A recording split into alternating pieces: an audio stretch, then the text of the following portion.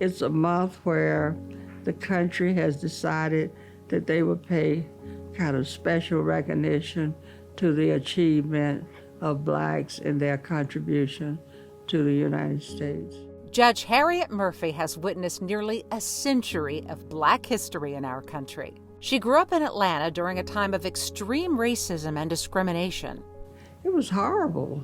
Everything was segregated, and it was so funny because if you worked for a white family, you could take all the kids to the movie, but the blacks couldn't go to that theater, unless they had those kids.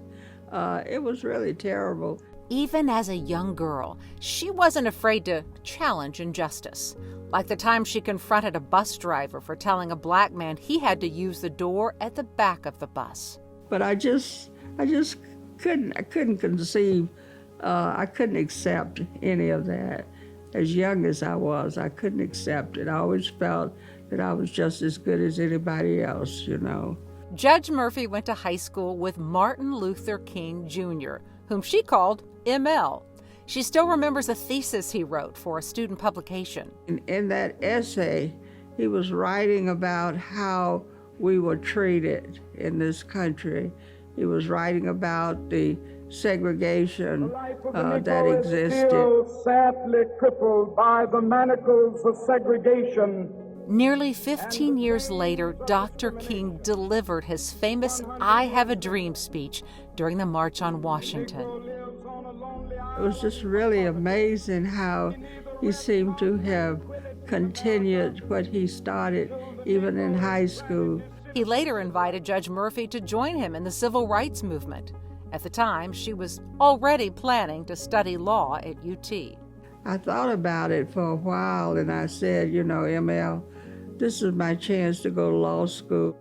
And most of the time that I was at law school, I was the only black there. Later, her involvement with the NAACP connected her with Justice Thurgood Marshall, the first black jurist on the U.S. Supreme Court. He was very personable, and of course very smart. Then, in the early 1970s, Harriet Murphy earned her way into the history books. I was the first black woman to become a judge in Texas. During her decades of service, she met and mingled with presidents. Now retired and in her 90s, she doesn't believe her famous high school classmate would consider his dream yet achieved. Well, I'm too old to live to see the day that all of this will come together. Free at last, free at last. Thank God Almighty, we are free at last. I think a lot of progress will be made. In celebration of Black History Month, Meals on Wheels Central Texas is honored to celebrate some of our wonderful clients, like Judge Murphy, who are part of the rich history of Central Texas.